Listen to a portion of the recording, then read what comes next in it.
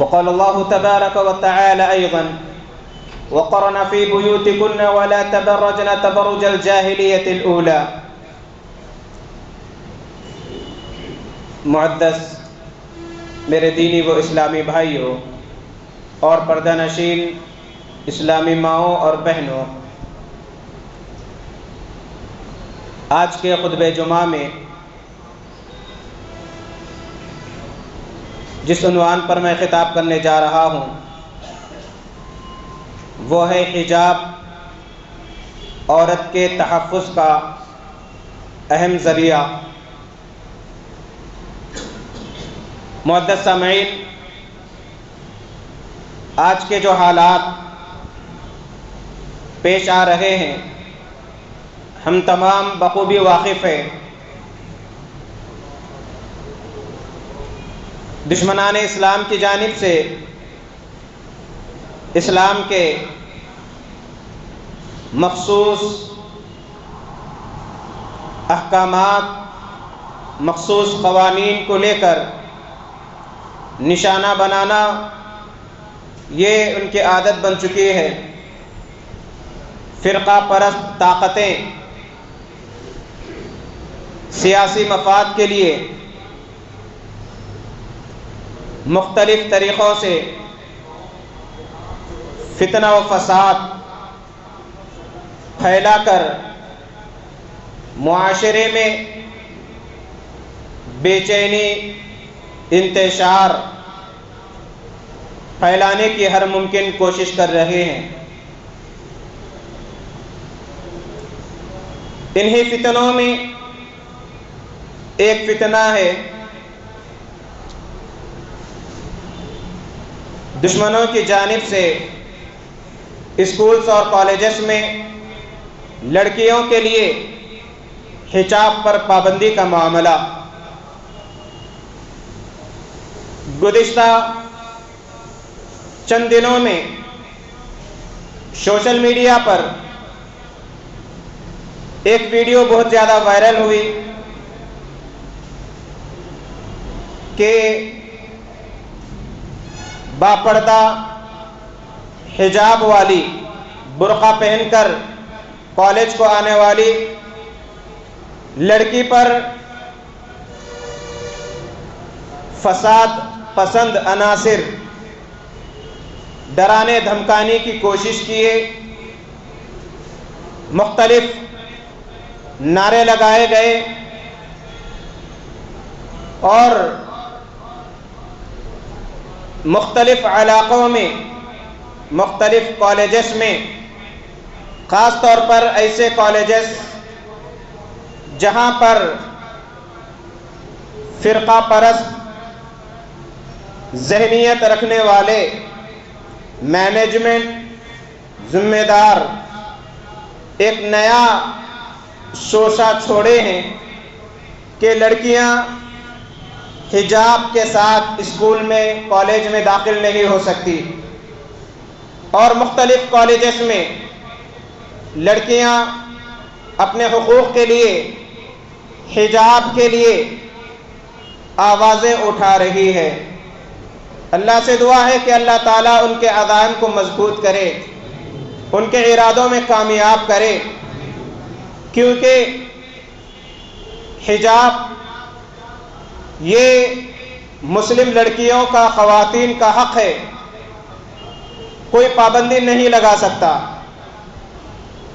خاص طور پر ہندوستانی قانون ہمیں اس کی اجازت دیتا ہے۔ یقیناً قابل مبارکباد ہے وہ لڑکیاں، وہ خواتین جو بے حجابی کے خلاف، بے پردگی کے خلاف آواز اٹھاتی ہیں، حجاب کا پابند بنانے کی کوشش کرتی ہیں اور اس کی قباحتیں، بے حجابی کے نقصانات وقتاً فوقتاً ظاہر کرتی رہتی ہیں۔ ہماری ذمہ داری ہے کہ موجودہ جو حالات ہے ایسے لوگوں کا ساتھ دے، ورنہ اگر خاموش بیٹھ جائیں گے تو ایک ایک کر اسلام کے تشخص کو دشمنوں کی جانب سے ملیہ میٹ کیا جائے گا، اور خاص طور پر ایسے اسکولز میں اپنے لڑکے اور لڑکیوں کا داخلہ نہ دلوائیں جو زہریلی ذہنیت رکھنے والے ہو، جو اسلام کے کٹر ترین دشمن ہو، جو اسلام کو داغدار اور بدنام کرنے کی کوشش میں لگے رہتے ہیں۔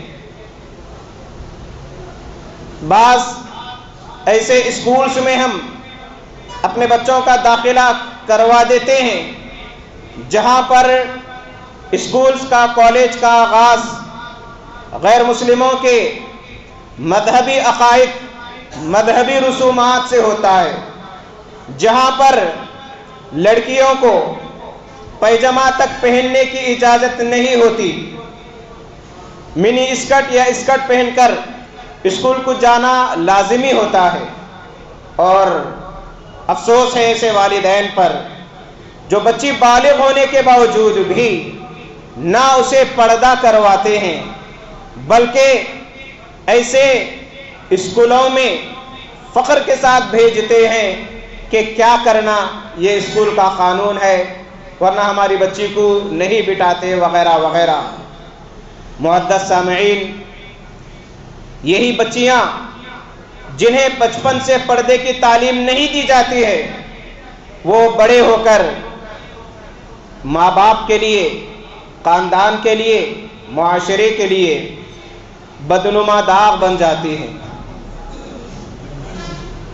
جب ہم گھر سے باہر نکلتے ہیں، کتنی ایسی مسلم لڑکیاں نظر آتی ہیں جو بے حیائی کرتے ہوئے میک اپ میں رہتی ہے، نہ پردے کا پاس و لحاظ، زیادہ نہیں کبھی چار مینار کا دورہ کیجئے، کتنی مسلم مائیں اور بہنیں فل میک اپ کے ساتھ، بے پردگی کے ساتھ نکلتی ہیں۔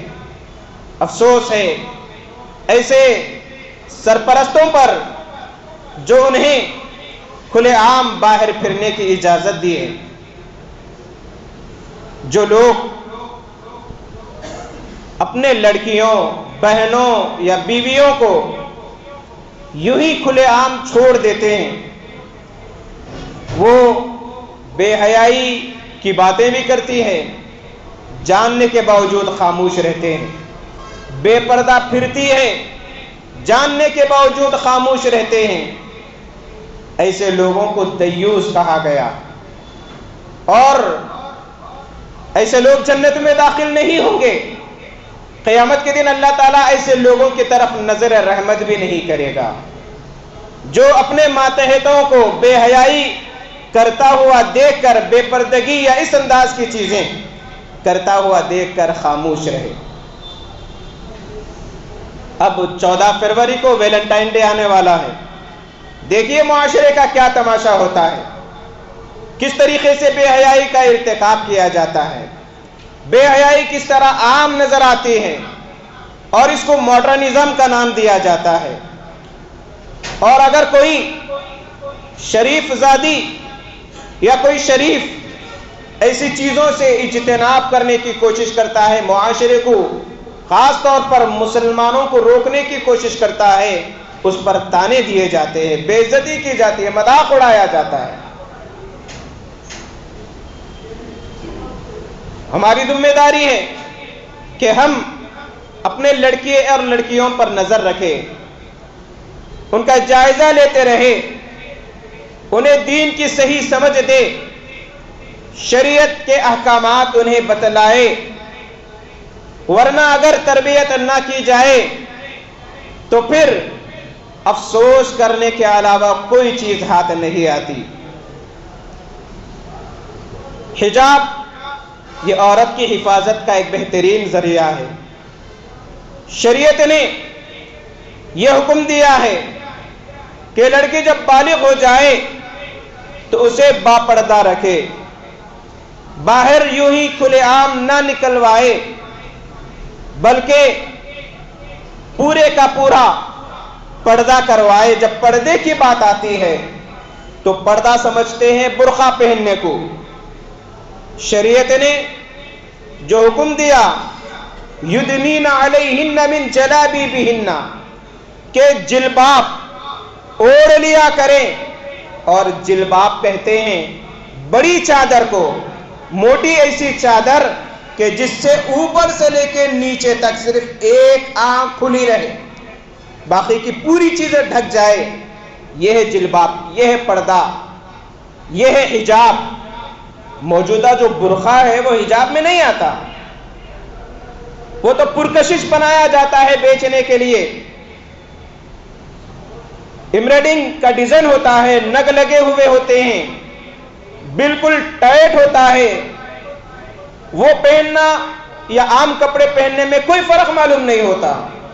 ایسے ڈیزائنر برقع حجاب میں نہیں آتے، بلکہ بالکل موٹا، عورت کے جسم کی کوئی زینت، کوئی جسمانی حصہ ابھر کر نہ آئے، چھپ جائے.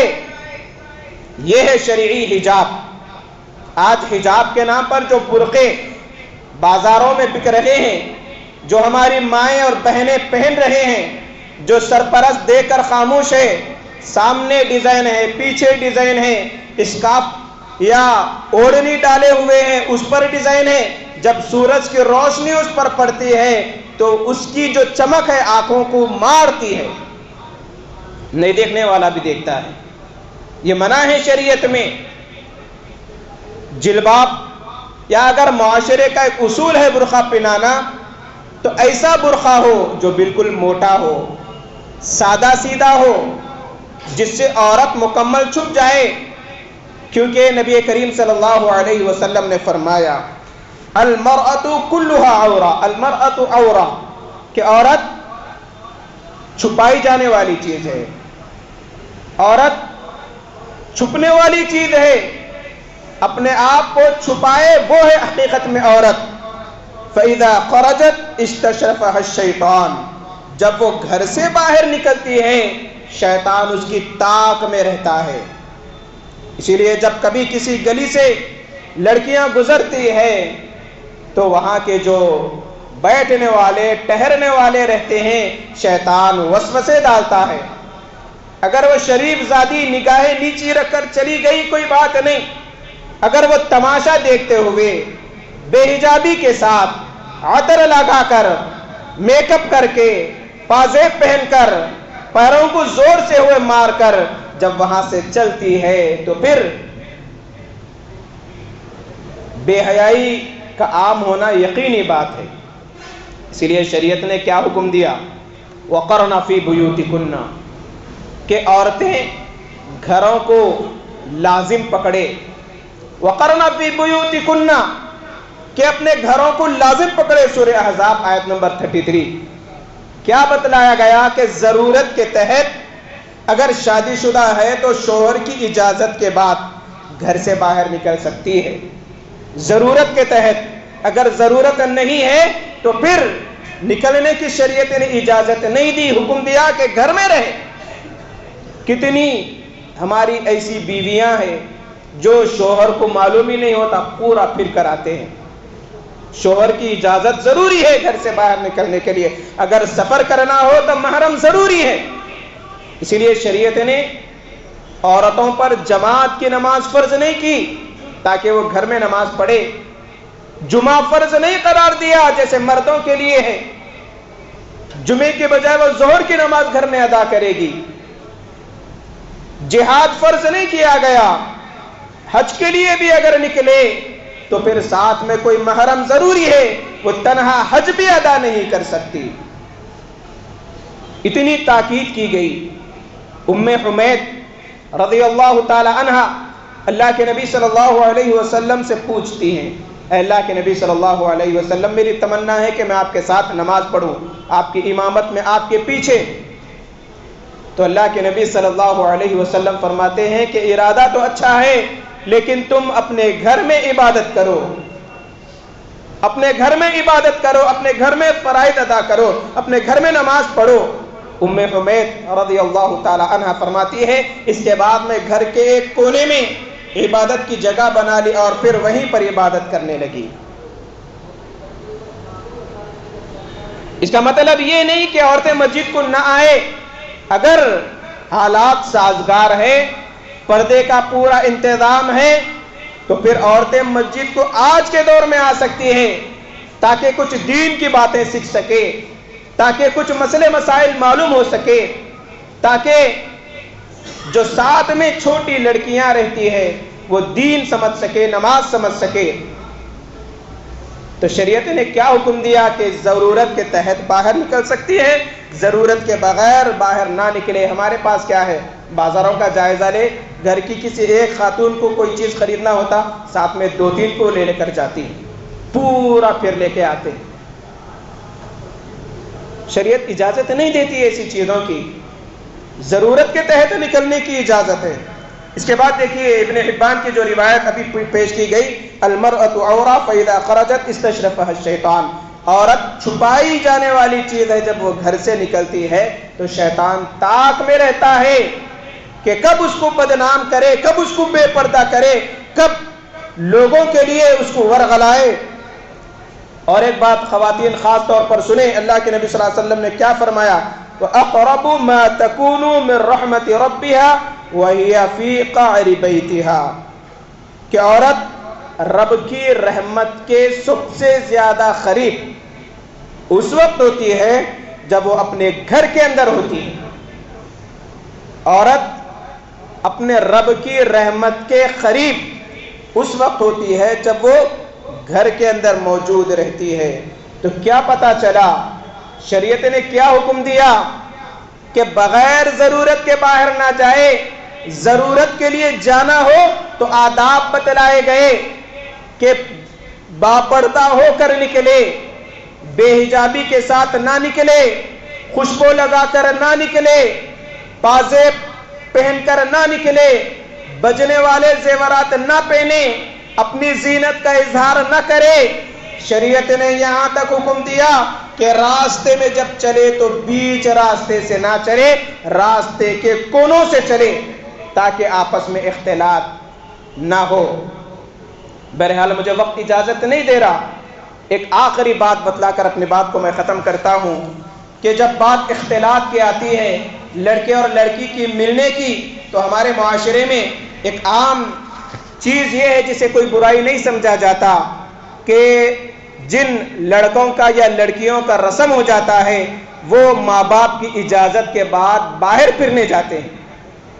نکاح ہونے تک شریعت کسی چیز کی اجازت نہیں دیتی، نہ بے تکلف فونوں پر بات کرنے کی، نہ ادھر ادھر گھومنے پھرنے کی۔ شریعت کی نظر میں عورت یا لڑکی اس وقت حلال ہوتی ہے جب نکاح پڑھایا جائے۔ رسم کوئی نکاح نہیں ہے، رسم ہو گیا، 1 سال کے بعد شادی کریں گے، اب 1 سال تک پھرتے رہتے ہیں، پوری بے حیائی کا ارتکاب ہوتا ہے۔ یاد رکھیے یہ بھی ویسے ہی گناہ ہے جیسے اجنبیوں کے ساتھ بات کرنا، اجنبیوں کے ساتھ پھرنا گناہ ہے۔ ایسی چیزوں سے بچنا چاہیے۔ اسی لیے ماں باپ پر ضروری ہے کہ بچی جب نکاح کے قابل ہو جائے، لڑکا جب نکاح کے قابل ہو جائے، فوراً نکاح کرا دے، کیونکہ اس سے معاشرے میں فتنہ و فساد نہیں ہوتا، نظروں کی حفاظت ہوتی، اعمال کی حفاظت ہوتی۔ اللہ تعالی ہم تمام کو شرعی تعلیمات پر عمل کرنے والا بنا۔ الہ العالمین